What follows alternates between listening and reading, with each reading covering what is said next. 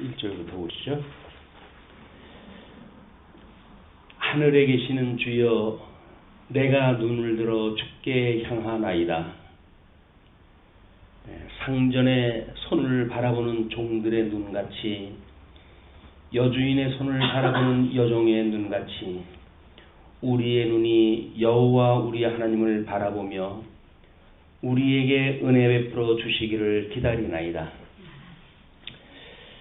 지금 우리는 120편서부터 계속해서 성전에 올라가는 노래를 지금 확인을 해가고 있습니다.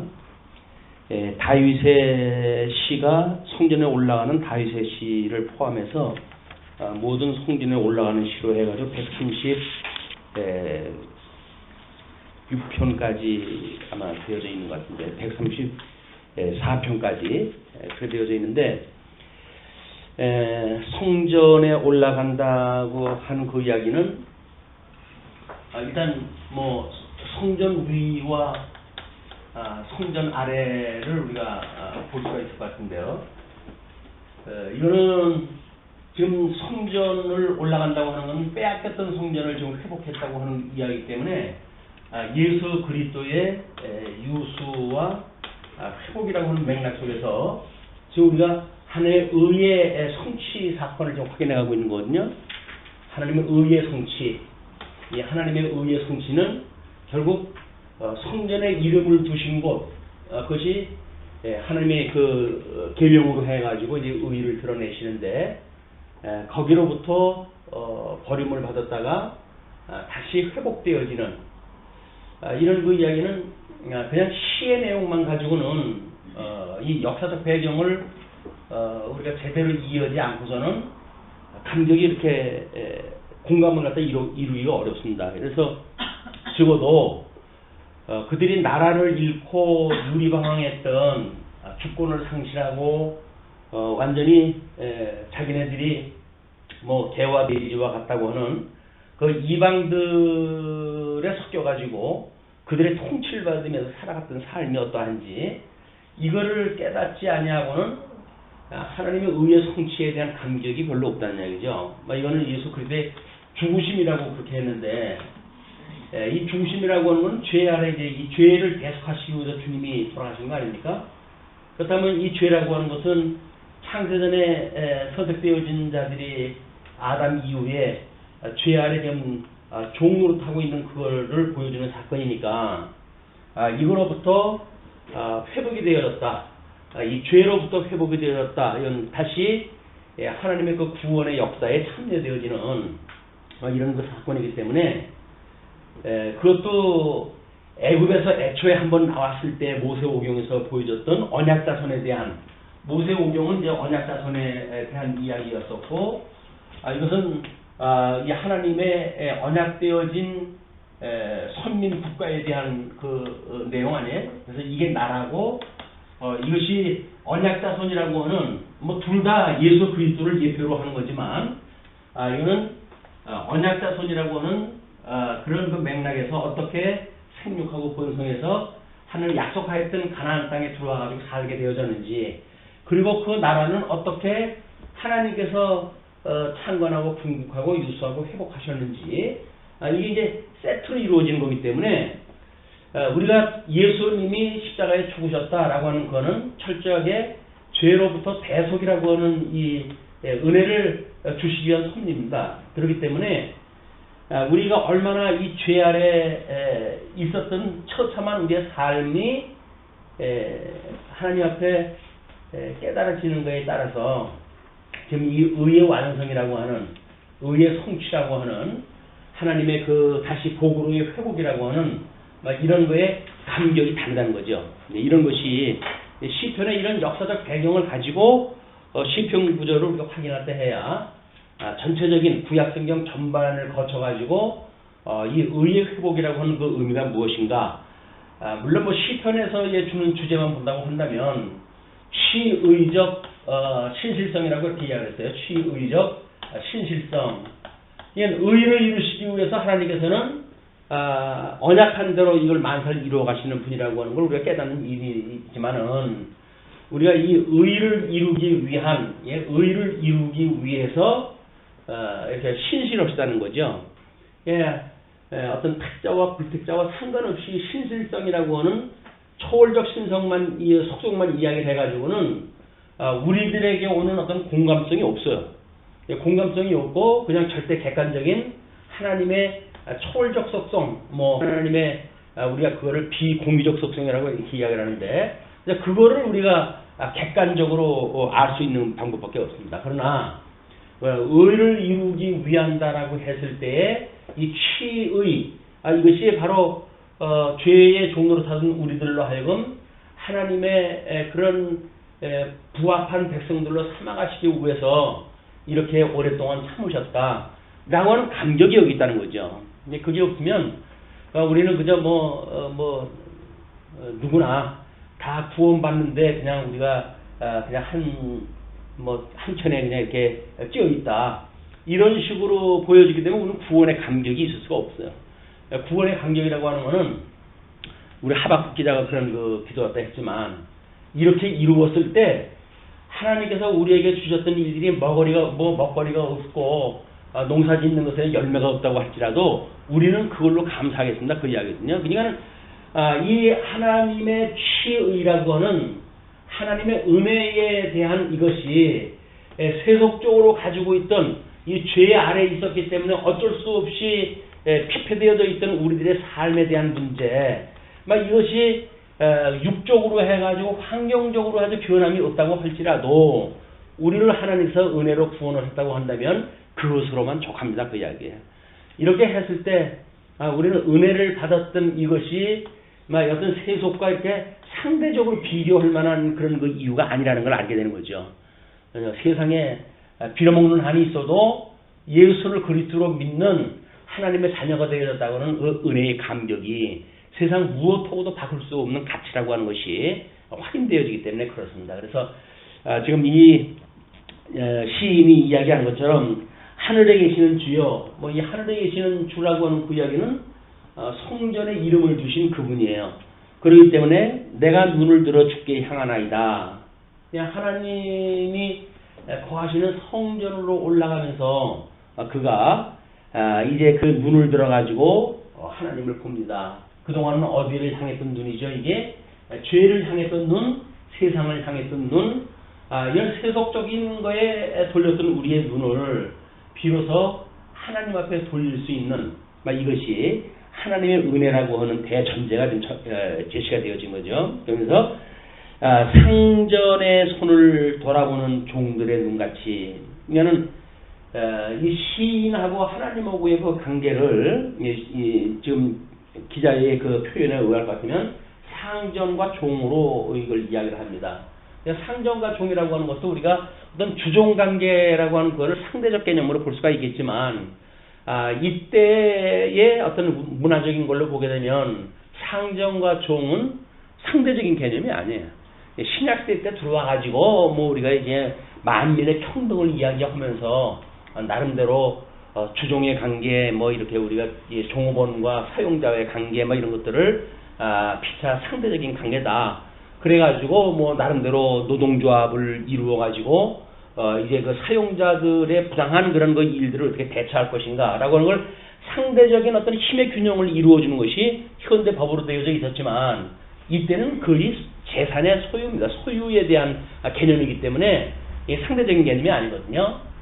그러니까 지금 하나님하고 이 시인의 관계를 주인과 종의 관계로 봤다는 이야기는 절대적 관계로 이제 봤다는 거거든요. 그런데 그 종들의 눈이 상전이 무슨 일을 갖다가 할 때 아마 종이 제일 불편한 일이 뭐냐면, 상전이 무슨 일을 갖다 하는데 자기한테 일거리를 갖다 안 주고 주인이 뭔가 그걸 손수한다고 한다면 가시방석에 앉아 있는 것 같죠. 가시방석에 앉아 있는 것 같고, 뭔가 내가 해야 될 일인데 내가 뭘 미덥지가 않은가, 아니면 나를 뭔가 내가 일하는 것에 대해서 어떤 실수에 대한 거를 책망으로 하는 건가, 말도 못한 생각을 가질 거예요. 그렇기 때문에 그 손을, 무슨 일을 갖다 하는 주인의 손을 이건 주시할 수밖에 없는다, 종이. 예, 지금도 우리 하나님께서 만사를 섬기신다고 했을 때, 우리 이 은혜를 깨닫지 못하는 성도들의 삶이라고 하는 그 이야기는 하나님을 보는 눈이 아니라, 하나님이 섭리해가는 섭리의 손길을 보는 것이 아니라, 그냥 내가 무엇을 할 수 있다고 본다든지 이렇게 볼 수 있는 거거든요. 네, 은혜를 깨달은 자는 하나님의 섭리를 깨닫게 되어진다. 그걸 우리가 뜻분별이라고 이렇게 이제 영적 예배를 해가지고는 하나님의 선하신 뜻분별을 하는 영적 예배의 시작이라고 이렇게 보는 거죠. 하나님의 선하신 뜻이 무엇인가를 분별하는 이야기는 이 상전이 손으로 무슨 일을 시작을 했다 할 때 마치 그 손을 보는 것 같이, 손을 바라보는 종들의 눈같이, 또 여주인의 손을 바라보는 여종의 눈같이 우리의 눈이 여호와 우리 하나님을 바라보며 우리에게 은혜 베풀어 주시기를 기다리나이다. 종들은 오히려 주인이 얘야 이것 좀 해라 이렇게 이야기했을 때 그게 은혜를 느끼는 거예요. 많은 종들이 있는데 자기를 들어가지고 그 일을 하라고 했을 때 그걸 은혜로 깨닫게 되어진다는 거거든요. 근데 우리는 이거 뭐 나만 뭐 보인가 왜 내가 그걸 했다 이렇게 되어지니까 원래 은혜를 우리는 깨닫기를 애초에 포기를 또 하고 예수 믿기로 시작을 하는 사람들 같처럼 우리 뭐 주님 몸된 교회에서 어떤 봉사의 일을 갖다 한다든지 뭐 이런 것들이 이건 하나님께서 그 수많은 인류 중에 누구를 다 제쳐놓고 우리를 구원을 갖다 시키시고 구원된 우리들을 주의 일꾼으로 삼았다는 그 이야기는 그 자체가 우리들의 은혜라는 이야기죠. 이런 걸 이제 우리가 놓쳐버리게 되면 기능적으로 우리가 일 중심으로 빠지게 되면 여기서 뭘 해야 된다고 하는 당위에 이제 빠져버리게 되고 그렇게 되어지게 되면 일은 하는 것 같은데 은혜의 감격이 없어가지고 쉽게 지치고 피곤해질 수밖에 없는 거예요. 주님의 은혜로 깨달았을 땐 우리는 이걸 소위 사랑의 수고라고 그렇게 이야기합니다. 사랑의 수고. 이 사랑의 수고야말로 하나님이 예수를 그리스도로 보내주시고 십자가에 못 박아 죽게 하시고 부활시키시는 그 일에 참여되어지는 거죠. 이게 그 일에 참여되어지는 것. 우리는 뭐 이제 공인이라고 하는 그런 그 입장으로 막 이런 것들을 구분할 수가 있을 것 같은데 어떤 개인에 대한 신앙생활과 공인에 대한 신앙생활. 개인의 신앙생활은 어차피 우리가 미숙하고 뭐 이렇게 되어지기 쉬우니까 나름대로 자기 중심적으로 살아갈 수가 있죠. 이미 공인의 신앙생활이라고 한다면 어쩔 수 없이 하나님이 주셨던 믿음의 분량을 따라 가지고 사랑의 수고를 인해 가지고 이 일을 감당하기 때문에 자기의 유익을 취하지 아니하는 성숙한 사랑의 수고가 다 가능하다. 그러나 이 미숙한 개인들은 사랑의 수고를 할 수가 없어요. 이 사랑은 철저하게 자기를 자랑치 아니하고 자기의 유익을 구하지 아니하는 이런 어떤 개념의 공인의 그 사랑의 수고에 미치지 못한다. 겨우 한다고 그래요. 그저 구원을 갖다 해주셔서 감사합니다. 우리 어린 아이들이 부모님의 은혜에 힘입어가지고 세끼 먹고 공부하고 보살핌을 받고 하는 그걸로만 족한 어떻게 보면 수동적인 그런 그 삶인지도 모르죠. 이 은혜가 수동적 은혜. 이걸 우리가 적응이라고 이렇게 이야기를 합니다. 하나님의 이런 그 가치에 대하여 적응적 그 태도를 살아가는 것. 그러나 이게 공인이라고 한다면 철저하게 이것이 적극적이고 공격적이고 능동적이고 그래가지고 이걸 우리가 대응이라고 이렇게 이야기하는 거예요. 대응적. 그러니까 하나님에 대한 거를 우리가 얼마큼 은혜를 깨닫는가에 따라서 우리는 삶이 수동적인 삶에 머물 수가 있고 적극적인 삶, 능동적인 삶으로 달라질 수가 있는 거예요. 이것이 하나님의 은혜라고는 선물로 만들어지는 겁니다. 은혜라고는 선물로. 전부 선물이에요. 내가 만들어내는 일이 아니라 하나님이 주시는 선물로 이게 가능한 일이다. 우리는 명분이 있기 때문에 뭐 이러고 저러고 핑계도 대볼 수가 있고 뭐 다 할 수가 있어요. 그러나 하나님께서는 그런 걸 아무것도 안 봐요. 하나님은 오직 하나님께서 선물로 주신 그것만 보게 되어집니다. 그래서 믿음으로 하는 역사, 이게 선물이기 때문에 이게 믿음으로 일어나는 믿음의 역사라고 데살로니가서에서 사도 바울은 그렇게 이야기를 하는 거야. 사랑의 수고, 믿음의 역사, 그 다음에 인내. 예? 인내. 소망의 인내. 이 세 개가 끊임없이 성도들에게 주어지는 우리 하나님께서 어떻게 우리 은혜로 주시는가를 깨달은 성도들에게 맺게 되는 열매로 이제 보여집니다. 근데 재미난 거는 그렇게 인내, 역사, 수고라고 하는 것을 어떤 수식어를 갖다 써놨단 말이에요. 믿음의, 소망의, 사랑의라고 하는 그런 그 개념이, 이건 성격을 이야기하는 거 아니에요? 성격. 우리가 인내라고 하는 것도 소망을 인하여서 만들어지는, 소망이 전제되어져 있는 인내. 역사라고 하는 것도 믿음을 바탕으로 한 그런 그 역사. 사랑의 수고라고 하는 것도 사랑이라고 하는 대전제에 의해서 하게 되어지는 수고. 이렇게 표현을 갖다 하게 되어지는데, 이것이 우리 주인의 상전의 눈을 바라보는 것과 같은 표현으로 했어요. 그걸 이제 1절에서는 하나님을 향하여 내가 눈을 들어 주께 향합니다.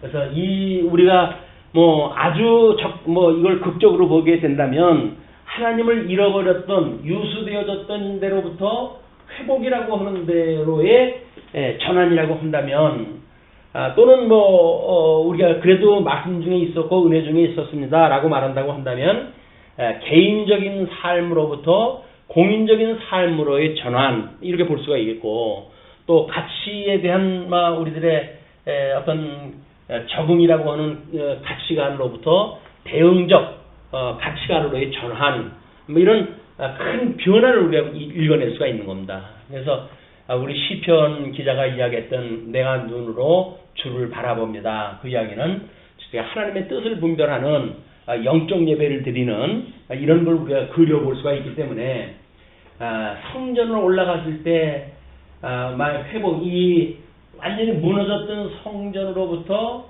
그게 회복되어진 성전에 올라갔을 때 그 감동되는 건 이루말 수가 없겠죠. 물론 우리 개인적으로 다윗은 성전을 짓기를 그렇게 열망을 했지만, 그걸 이루지 못하는 가운데에 그 법궤를 두었던 성전 처소로 올라갈 때마다 성전의 그 기쁨을 이루 말할 수가 없을 겁니다. 그는 성전을 짓기 전서부터 이미 왕으로 이제 그 세움을 받을 때로부터 성전에 대한 남다른 사모함이 있었잖아요. 그 사모함이 있었기 때문에 그가 통일 왕국을 이루고도 성전을 짓고자 하고는 뜨거운 그 열심이 있었고, 그래서 솔로몬에게 그 성전을 짓게 한다고 하는 하나님의 뜻을 알고 나서도 끊임없이 그 부속을 준비를 하고 이랬던 그 다윗의 심정으로 했을 때, 그런 소망을 가지고 있고 그런 열심을 가지고 있는 사람이 성전을 향해 가지고 나아갈 때의 그 심정은 다른 사람은 알 수가 없어요. 그런 거를 다른 사람은 알 수가 없다. 또 이게 유수되어졌다가 다시 회복되어지는 그런 그 성전에 이들이 들어간다고 했을 때 그거는 이루 알아볼 수가 없다. 이거는 우리 예수님께서 이 땅에서 십자가에 죽으시고 그리고 부활하시고 그리고 제사 사역을 완성하시는 게 이거 아니에요? 이제 우리 제물로 돌아가시고 성전으로 부활하시고 그리고 제사장으로 승천되어지는 거죠. 그 제사장으로 승천할 때 그가 바라보는 곳이 하나님의 보좌겠죠. 그냥 올라가가지고 아래 땅 내려오면서 이놈들아 내가 올라간다 하고 하는 것이 아니라, 승천할까 하셨을 적에는 하나님의 처소를 향해 가지고 하나님께서 내가 하나님을 바라보나이다 하고 올라가시지 않았을까, 우리가 짐작해 볼 수가 있는 거예요.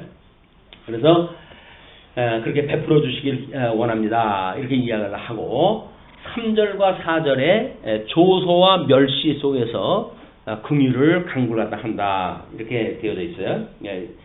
여호와여 우리에게 은혜를 베푸시고 또 은혜를 베푸소서. 우리는 이 구할 것이 그래서 이 은혜밖에 없어요. 이 은혜밖에 없어요.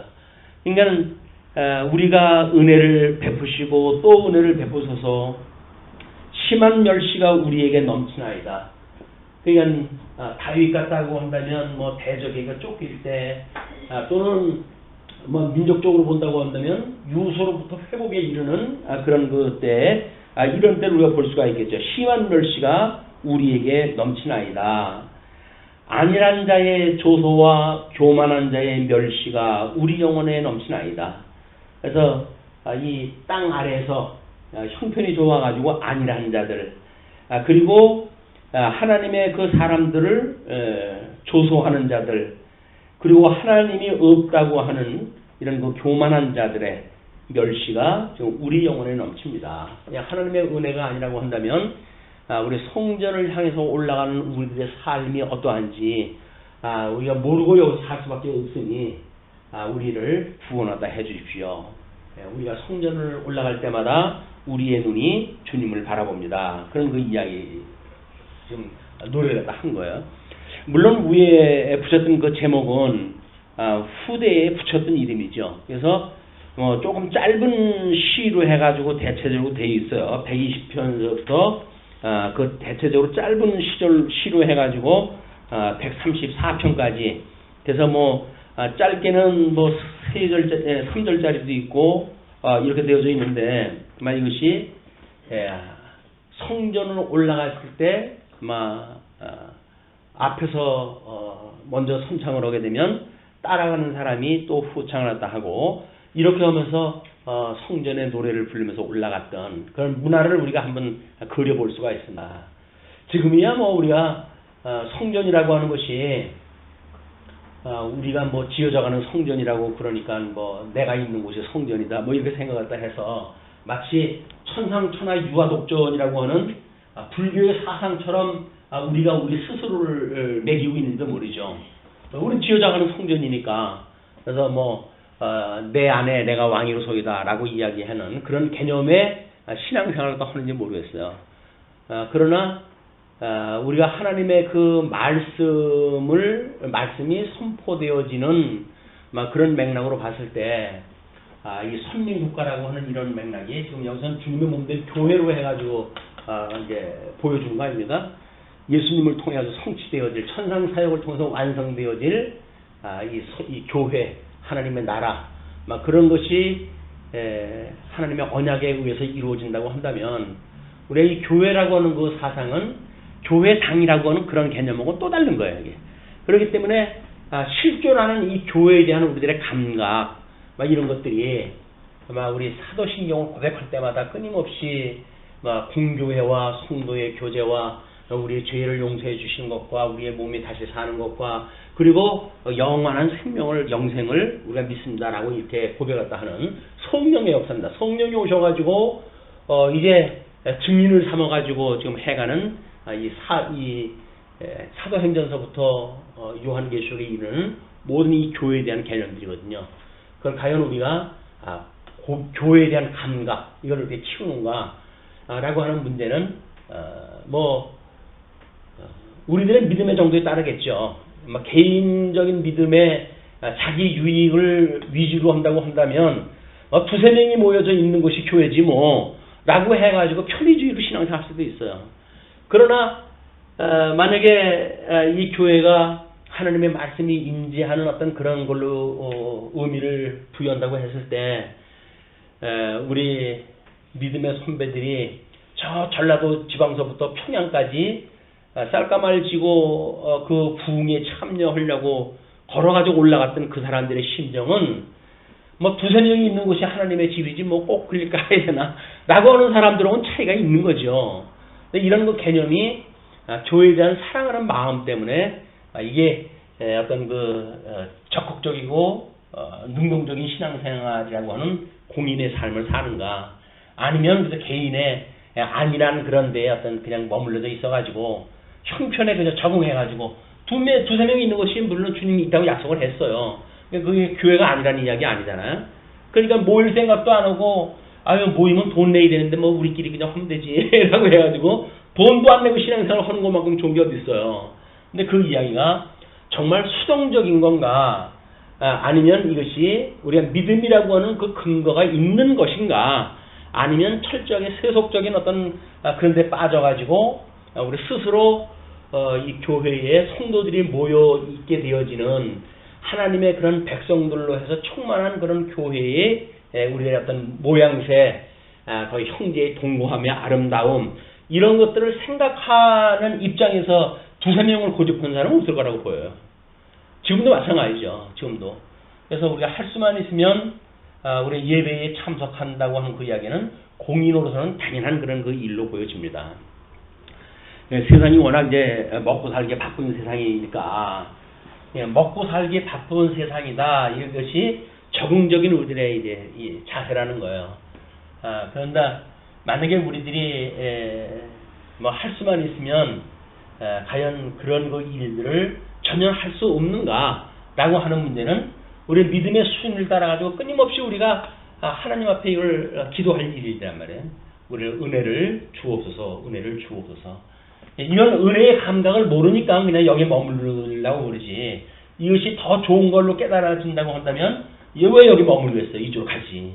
일일이 가지 않는 거는 여기가 아직도 내 몸에 맞는다고 생각이 드는 믿음의 수준에 따르는 그런 그 평가라고 보여집니다. 자, 123편을 지금 시인은 하나님의 택한 백성이 대적들로부터 멸시당하고 있음을 호소하면서 하나님의 돌보심을 강구하고 있다라고 하는 것으로 되어 있는데 124편은 하나님의 도우심 덕분에 이스라엘이 마치 사냥꾼의 올무에서 벗어난 새처럼 구원과 승리를 얻었음을 노래하고 있다. 그래서 123편에 대한 응답송처럼 적들로부터 이스라엘을 구원해 주신 하나님을 찬양하고 있다. 그래서 123편은 은혜를 주셔서 우리를 구원하소서라고 하는 걸로 되어져 있다고 한다면 124편은 하나님이 구원했다고 하는 내용을 지금 노래하고 있다는 거죠. 124편 1절로 5절 구원의 은혜 회상과 고백을 이렇게 합니다. 이스라엘은 이제 말하기를 여호와께서 우리 편에 계시지 아니하셨더라면 우리가 어떻게 하였으랴. 124편은 다윗의 시로 되어져 있어요. 그래서 어떻게 하였으랴.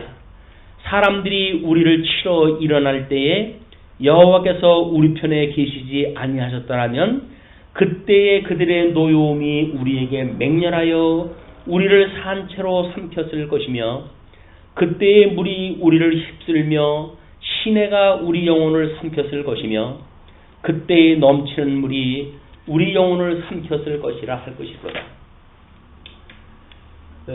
뭐 인터넷 어떤 그 그림을 보니까 어떤 뭐 두 남녀가 파도가 치고 있는 바닷가 쪽으로 해가지고 걸어나가는 영상이 있는데 예고 없는 느닷없는 큰 파도가 몰아쳐가지고 두 사람을 쓸어가지고 갔어요. 근데 마침 여자는 그래도 조금 그 뭐 이 파도에 가해 있었는지 뭐 빠져나가는데 남자는 빨리 들어가는 거예요. 여자가 같이 금방 뭐 영원한 사랑의 세레나다를 하는 사람들인데 한 사람이 그쪽으로 들어가니까 그래가지고 그걸 쫓아들어가 이제 구원을 갖다 하려고 쫓아들어가는데 파도가 또 들어오는 거예요. 그 겁이 나가지고 이제 또 도망갔죠. 그걸 보고 있는 어떤 사람 들어가서 구하려고 그러다가 파도가 들어오니까 도저히 범접을 못하고 끝내 그 남자는 온데간데가 없어져 버리고 남다른 남녀 낯선 남녀만 두 사람이 남는 그런 그림을 본 적이 있어요. 파도가 그렇게 올 줄 알았다고 한다면 안 갔겠죠. 그냥 뭐 일상적인 파도였어요. 그냥 그 뭐 하여튼 쪽에는 그냥 남녀가 사랑의 노래를 부르기에 뭐 딱 좋을 정도의 그런 거였었는데 느닷없는 어떤 그런 그걸 뭐 널 파도라고 그래 뭐라 그래 그게 오는 바람에 이제 화를 당했는데 아마 124편의 모습을 보면 그런 그 모습이 연상이 되어집니다. 이제 이스라엘은 이제 말하기를 여호와께서 우리 편에 계시지 아니하셨더라면 우리가 어떻게 하셨으랴. 구원을 받은 사람들로서 여기는 다윗의 노래니까 구원을 받은 사람, 이 구원을 받은 사람들은 환난 가운데 지금 구원을 받은 거 아닙니까? 그러니까 구원받은 입장에서 하나님이 우리를 구원하시지 않았다고 한다면 우리 편에 계시지 않았다고 한다면 우리가 어떻게 하였으랴. 환난을 당했을 때 그 이야기가 2절에 그렇게 이야기를 하는 거예요. 사람들이 우리를 치러 일어날 때에 여호와께서 우리 편에 계시지 아니하셨더라면 수없는 대적들과 싸움을 하고 피를 흘렸던 그 다윗의 입장에 보게 되면 얼마나 수많은 피를 흘렸으면 성전을 짓지 못하게끔 하나님이 하셨을까요? 너는 피를 많이 흘려서 안 돼. 그래가지고 그렇게 짓고 싶었던 성전을 짓지 못했던 그 다윗이 수많은 피를 갖다가 흘렸던 경험이에요. 예, 그런 대적들이 우리를 치러 일어날 때 여호와께서 우리 편에 계시지 아니하셨더라면, 지금 이스라엘 이스라엘뿐만이 아니죠. 세계 역사가 전부 그렇지만은 거기에 수많은 열국들이 일어났다가 또 모반하고 또 반역을 갖다 하고 이래가지고 또 왕권이 뒤집히고 수없이 이제 이루어지고 있습니다. 중간사를 이제 보게 되면 헬라 제국 이후에 이제 디아도코이라고 하는 그 분열 왕국이 시작이 되어지는데 알렉산더가 차지했던 그 땅들이 차지했던 왕이 죽었는데 그걸 그다음에 세금 내면서 있을 사람들이 누가 있어? 그러니까 하나둘 스며시 자유를 갖다 이제 선언을 갖다 하게 되어지고 그러니까 거기에 속주로 있던 사람들이 나름대로 또 정복을 하고 또 정복을 하고 정복을 해가지고 그 로마의 또 정책은 정복을 하는데 눌러 살질 않아요. 정복을 하면 이제 그 개선문을 통해 가지고 다시 로마 제국으로 들어가고 장수들은 그리고 그 땅은 이제 종을 바친다든지 어떤 속국으로서의 그런 그 삶을 사는 것으로 되어져 있기 때문에 맘만 먹으면 언제든지 이제 이런 반역을 일으킬 수가 있는 조건이거든요. 그냥 수없이 일어나요. 수없이 일어나는 그래서 역사를 이해하기 상당히 어렵습니다. 하도 수많은 그런 제국들이 일어났다가 넘어지고 거기에서 또 어떤 분봉왕 이런 데서는 또 반역이 일어나고 해가지고 그 함수관계도 보통 복잡한 게 아니에요. 서로 연합을 만들고 그러다가 또 모반을 갖다 하고 하는 일들이 다반사로 일어나는데 다윗의 그 입장에서 그렇게 대적이 치러 일어날 때 여호와께서 우리 편에 계시지 아니하였다면 내가 아무리 나의 그 뒷일을 갖다 봤어도 하나님께서 그때 내 편에 계시지 않았다고 한다면 내가 어떻게 지금 살아있겠느냐 그런 얘기 아니겠어요? 아마 구구절절이 예루살렘에서 그 당신 아들한테 쫓겨가지고 도망가면서 거기서 굳이 또 따르겠다고 하는 사람을 아니다. 너는 그래도 예루살렘에 들어가 있어라. 이렇게 해가지고 그렇게 하는데 거기 모사로 또 동원이 되어지고 그래서 그 모사에 의해 가지고 추격전에서 살게 되어지는 극적 그런 그 상황들 이런 거는 그때 정말 아차 싶을 정도의 경험이 없는 사람이라고 한다면 이런 노래가 나올 수가 없어요. 이렇게 다윗이 그런 그 노래를 할 만한 그 사람이라고 보여집니다. 예, 또 그때의 그들의 노여움이 우리에게 맹렬하여 우리를 산채로 삼켜질 것이며 그 적군을 갖다가 죽인다고 했을 때 그 적군의 대장에 대한 그것은 그 하나만 죽이면 끝나는 거 아니겠어요? 그렇기 때문에 산채로 삼킬 정도의 맹렬한 노를 보게 되어진다. 그때의 물이 우리를 휩쓸며 시내가 우리 영혼을 삼켰을 것이며,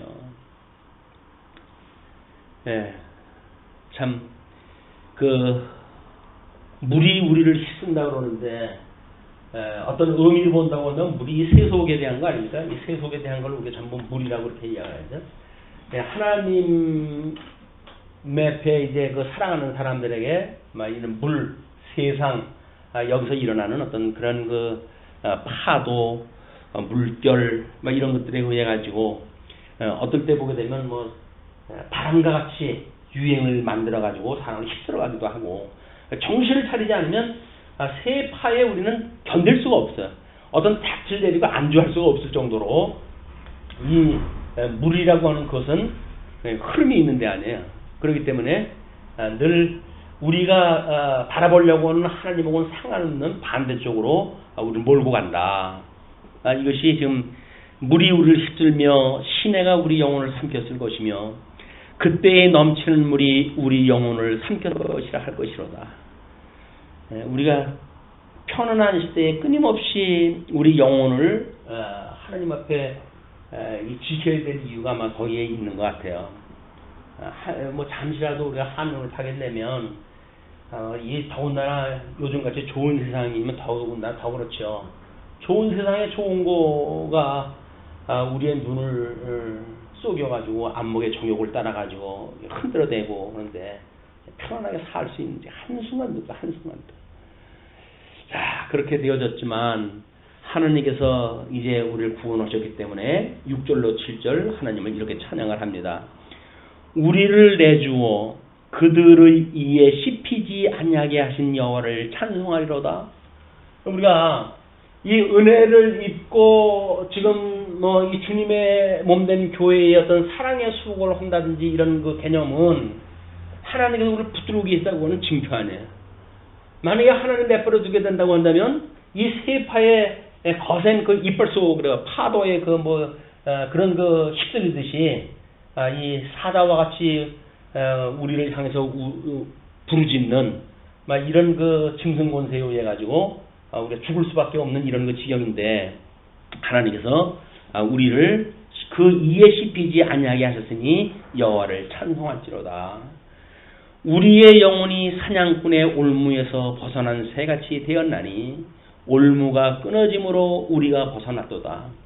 예, 사냥꾼의 올무에서 벗어난 새같이 되어졌는데 올무가 마침 끊어진 거예요. 거기서 그 올무가 마침 끊어졌으니까 우리가 놓여놨지. 그 올무가 그냥 옥지에 온다고 한다면 도망가려고 하는 것만큼 더 굳게 이제 옥새에 올 텐데 그걸 하나님께서 말들을 갖다 끊어놓게 오는 바람에 우리가 놓여라는 거예요. 그러니까 우리가 이렇게 은혜를 입고 사는 것이 뭐 당연하다라고 이야기하는 거 아니에요? 근데 그렇지는 않다. 끊임없이 이 세파로 흘러가려고 하는 우리 육체의 소욕에 하나님의 주지를 아니하시고 우리를 붙들고 계시다고 하는 은혜 때문에 우리가 올무에서 끊어지고 그래서 그런 그 올무에서 벗어난 새같이 우리가 자유를 입게 되어졌다. 그런 그 이야기죠. 그러니 하나님을 신뢰합니다. 8절에 이렇게 이야기를 합니다. 우리의 도움은 천지를 지으신 여호와의 이름에 있도다. 우리 뭐 133편에서도 우리의 도움이 어디서 올고 그래가지고 이야기가 하잖아요. 천지를 지으신 여호와께서로다. 천지를 지었다고 하는 그 이야기는 성부 하나님의 전체 사역이에요. 천지 창조에 대한 이야기는. 왜 우리 사도신경 갖다 할 때 우리 천지를 만드신 우리 하나님 아버지를 내가 믿사오며 라고 해서 천지 창조에 대한 것밖에 이야기를 하지 않을까. 성부 하나님에 대한 고백은 이거 한 절로 해서 빠지잖아요. 성부 하나님에 대한 고백은 천지를 만드신 하나님 아버지를 내가 믿사오며 그걸로 끝나는데 지금 시인의 어떤 그 성경적 감각에 의할 것 같으면 우리의 이 도움이 어디서 오느냐 그 이야기 아니에요? 도움이라고 하는 이야기는 지금 환난과 또는 이 환난으로부터 우리를 피하게 되어지는 막 이런 데서 오는 모든 역사 섭리예요. 라고 한다면 여기 모든 섭리가 포함되어진 겁니다. 그냥 이 모든 섭리가 어떤 분이 하시는가? 천지를 만드시는 하나님께서 하신단 말이에요. 그렇기 때문에 우리는 천지를 만드시는 하나님 아버지를 믿사오며 라고 신앙 고백을 하지만 사실은 첫째 아담에게 언약을 하시고 둘째 아담에게 그 언약을 이루신 하나님의 언약 성취를 갖다 해가시는 그 하나님을 내가 믿사오며 우리는 배경적으로 그걸 놓고 이제 고백을 하는 거죠. 그냥 문자적으로만 한다면 천지를 만드신 하나님 아버지만 믿는다고 이야기를 하는 거거든요. 근데 이게 시편 기자들이 이제 뭐 노래를 한다든지 하는 그거는 우리의 도움이 어디서 오느냐? 천지를 만드신 하나님께로부터 온다. 그러니까 우리들의 모든 섭리는 하나님께서 지금 하신다는 이야기거든요. 근데 이 섭리는 언약 섭리가 있고 성취 섭리가 있으니까 천지를 만드시는 하나님께서 만사 만물을 하나님의 언약한 대로 이루어 가시는데 하나님 특별히 우리를 언약자손으로 삼으셔가지고 특별히 구원의 역사에 우리를 동참하게 하시는 놀라운 은혜를 우리가 보게 되어지는 겁니다. 그래서 천지를 창조하시는 하나님을 우리가 바라본다든지 뭐 우리의 도움은 천지를 주신 여호와의 이름에 있다. 이런 그 내용이 문자적으로 해가지고 언약대로 주신 여호와라고 하는 개념인데 막 그런 그 하나님 앞에 있다고 하는 것이 아마 124편에 다윗이 정말 자신의 그런 그 신앙 고백으로 말하듯이 그 양치기 출신 아닙니까? 그런 그 양치기 출신을 왕으로 세우시고 하나님의 그 언약을 이루어가시는 놀라운 이제 경험을 갖다 했던 다윗의 그런 그 노래입니다. 자, 그런 뒤에 이제 125편으로 넘어가게 되면 125편은 대적들이 예루살렘을 에워쌌으나 하나님의 보호로 감히 예루살렘을 넘볼 수 없다는 사실을 노래하고 있다. 바벨론 이후 작품으로 이해가 된다. 이제 이렇게 성경학자들이 이야기를 하는데요. 1절로 3절 의리하는 의인을 보호하시는 하나님에 대해서 이렇게 노래를 했다 합니다. 여호와를 의지하는 자는 시온산이 흔들리지 아니하고 영원히 있음 같도다. 여호와를 의지하는 자는 마치 시온산이 흔들리지 않느냐 하는 것처럼 그 영원히 있음과 같다. 그리고 산들이 예루살렘을 두른과 같이 여호와께서 그의 백성을 지금부터 영원까지 두루시리로다. 뭐 좌청룡 우백호 얘기하는 게 아니에요. 예루살렘 성을 많은 또 이 산들 속에 있으니까 그를 그 시온산을 예루살렘을 산들이 지금 두르고 있다라고 이제 그린 거죠. 그러면서 그의 백성을 지금부터 영원까지 두루리시로다. 하나님의 보호가 늘 함께 하신다. 그 이야기에 여호와를 의지하는 자에게는 하나님이 늘 함께 하신다. 그러면서 악인의 귀가 의인들의 땅에서는 그 권세를 누리지 못하리니 이는 의인들로 하여금 죄악의 손을 대지 아니하게 함이로다. 악인의 어떤 통치력이 의인들한테는 미치지 못한대요. 그 권세를 누리지 못한대요. 왜냐하면 의인들로 하여금 죄악의 손에 대지 아니하게 하신다. 그래서 하나님을 의지하는 자, 의인이에요. 이제 우리 여기서 이야기를 하면 예수 그리스도입니다. 예수 그리스도, 하나님의 의로 오셨던 예수 그리스도. 이는 어떤 사망의 권세에서 손을 대지 못한다는 거죠. 물론 로마 제국에 의해 가지고 또는 유대 제국의 그런 그 배반자들에 의해 가지고 이방인 손에 넘겨주었고 이방인 손에 의해서 십자가에 돌아가신 건 맞아요.